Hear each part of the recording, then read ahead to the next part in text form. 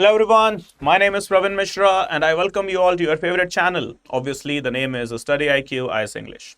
And here we are going to discuss about this thing as you can understand what it is. Yes, Panchayat. Well, let me provide you the disclaimer. We are not going to discuss about the provisions of panchayats, but yes, the topic here of discussion here is the evolution of Panchayati Raj system in India. A topic which is often neglected by the students, or even you can say a topic which is not even mentioned in every reference books. So when you talk about panchayat, so we talk about 73rd Constitutional Amendment Act, okay, its provisions, the roles and duties performed by the panchayats. But there is something missing. That from where did this panchayats evolved? Okay, so what are the histories basically? What is the history? What are the components? What are the historical context to it? So let's go. As you can see, the evolution is way beyond your imagination. It's coming from the Vedic era itself. So what you can see, the word panchayatan was mentioned in the Sanskrit text, meant a council of five, including a spiritual man or a spiritual person, which gradually evaded. Okay, the concept of spiritual person was initially there, but with the passage of time, the inclusion of the spiritual person gradually evaded. Okay, then we talk about the reference of Rig Veda. So it mentions Sabha, Samiti, and Vidatha. Remember, it is not Vidatha. Okay, don't worry, it's not Vidhata, that is God. It is Vidatha. Okay, Vidatha as early local democratic units. So what it is? Sabha, Samiti, as well as Vidatha as per the Rig Veda. Okay, and Vedic era word itself is there. That is Panchayatan or Panchayatan. Then epic era. We talk about the great legends of our history. That is Ramayana and Mahabharata. Okay, so as per Ramayana and Mahabharata, there is the mention of the unit of the kingdom, that is Pur, in simple city, as well as Janpad, that is village. This is where mentioned into the epics, into the legendary stories of our Ramayana as well as Mahabharata. There were also mention of caste panchayats as in which existed in epics, okay, with representatives in the royal councils. Okay, and finally we talk about Mahabharata here, specifically Mahabharata. So self-governance with hierarchies like Gramik, that is the village head. Then there was someone that is known as Dashap, who was the head of 10 villages. There was someone who was named as Vinashya Adhipati, who was the head of 20 villages. There was someone named as Shatgram Adhyaksh, chief of 100 villages. And there was someone named as Shatgrampati, chief of 1000 villages. Okay, so you can just create a flow chart like this. Okay, so there was someone known as Gramik, that is chief of village. Okay, the village headman basically. Then there was Dashap as in the head of 10 villages. Okay, then we have Vinashya Adhipati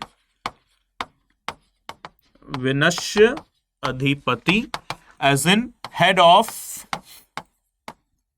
20 villages. Then there was someone known as Shatgram Adhyaksh, head of 100 villages. And then finally, the highest authority was Shatgrampati. Who is he? The head of 1000 villages, right?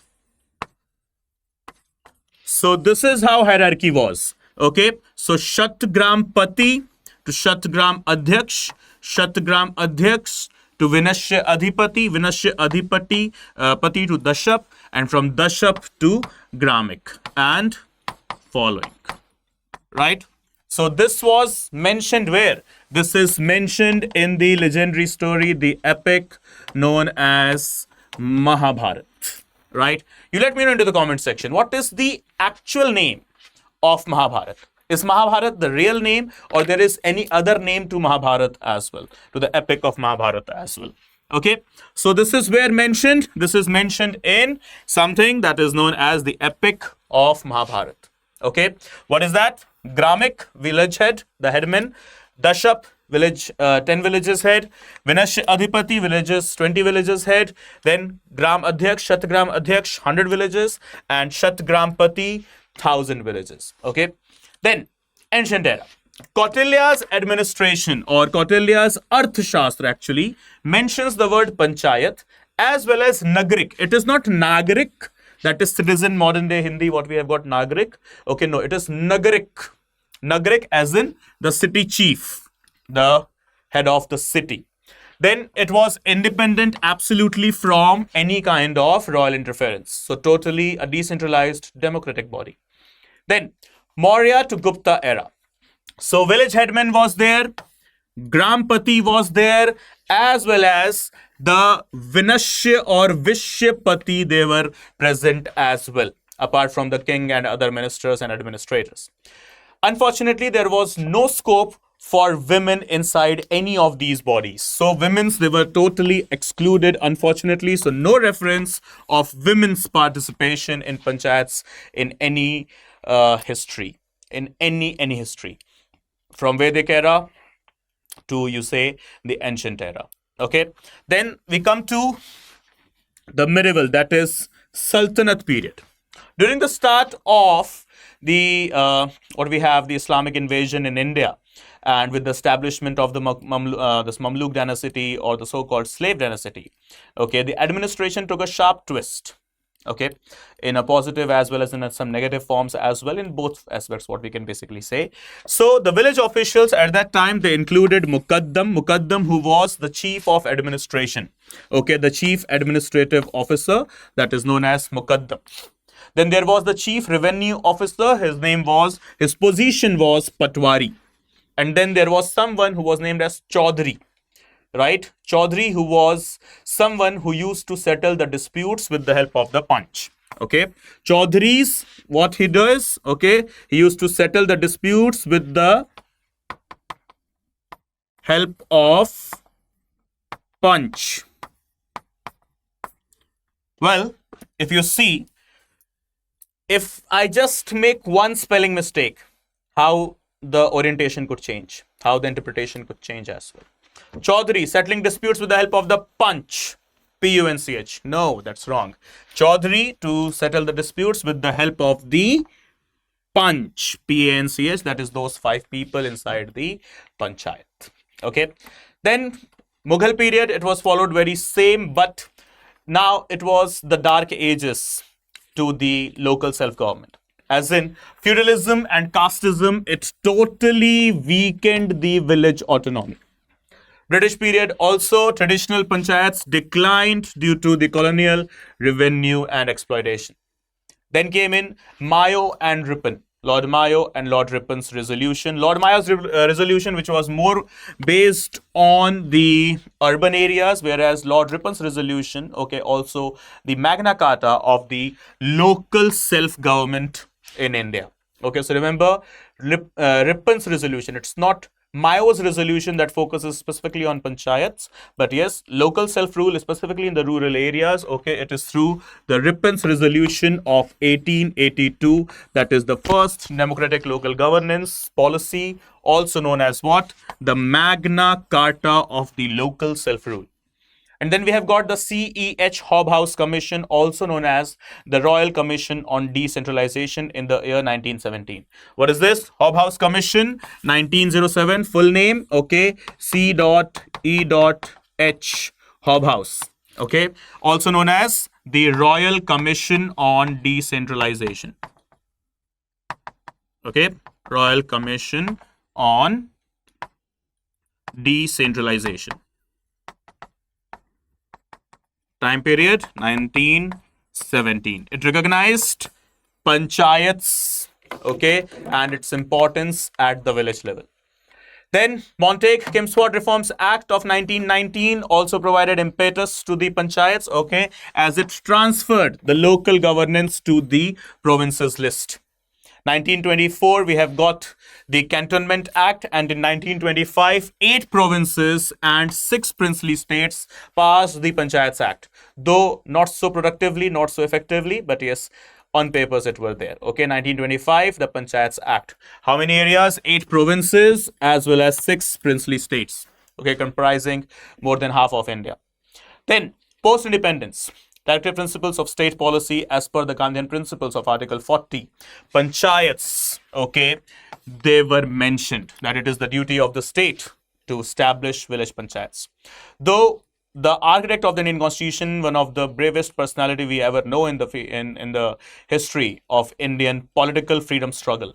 Okay, not just the freedom struggle, but specifically the political freedom struggle, Dr. B.R. Ambedkar.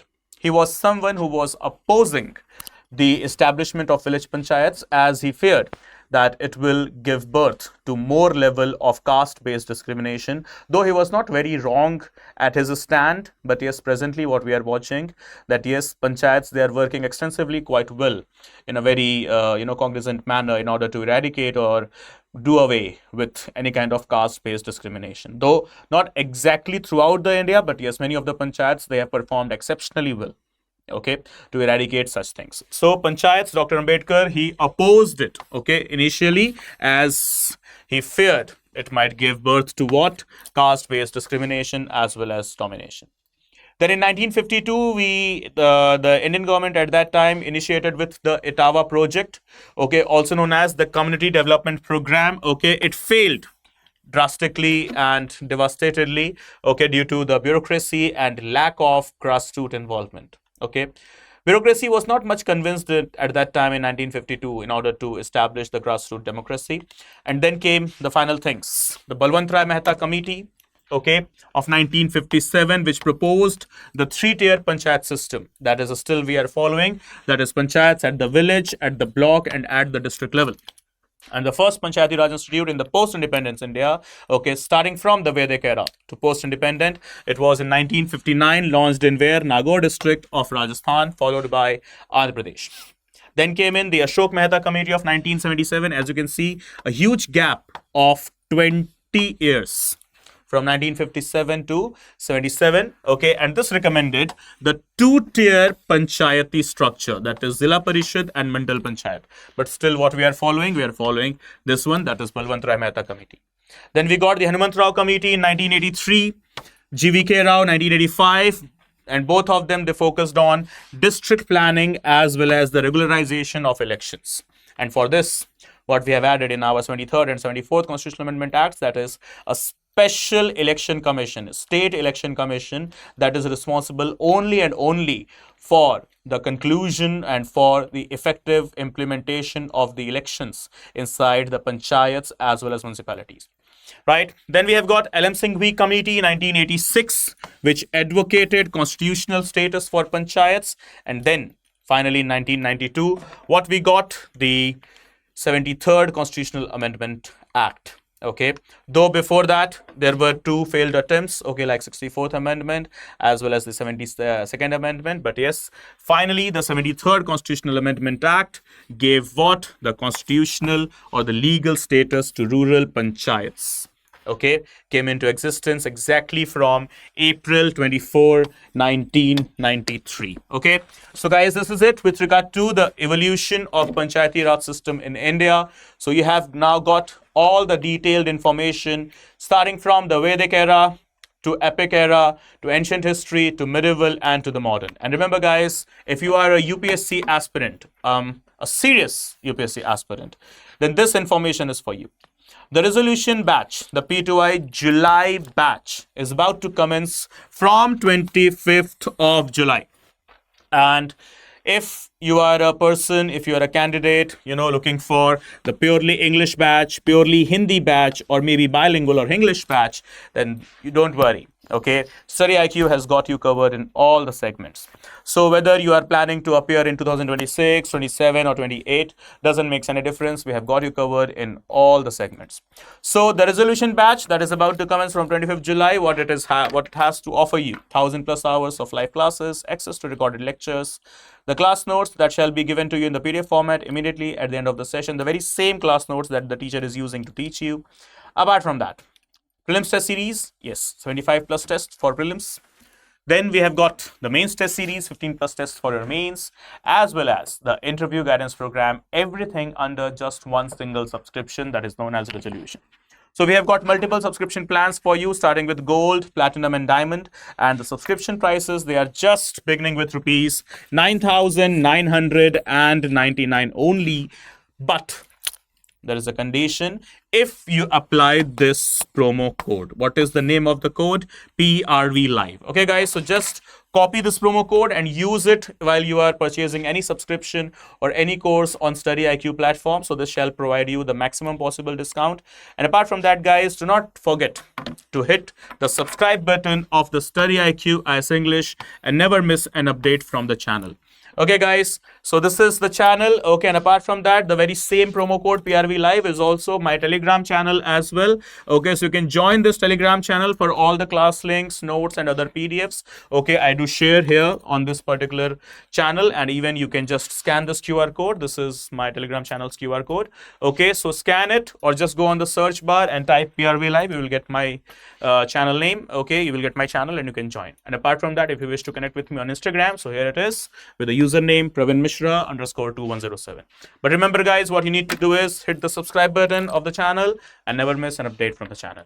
Okay, guys, thank you so much for watching. I hope evolution of panchayats is crystal clear in your body, in your main, in your evolution of panchayats is crystal clear in your brain. Okay, and you are never going to forget it. Thank you so much, guys. See you soon. Bye bye. Good day. Take care. Jai Hind. Jai Bharat.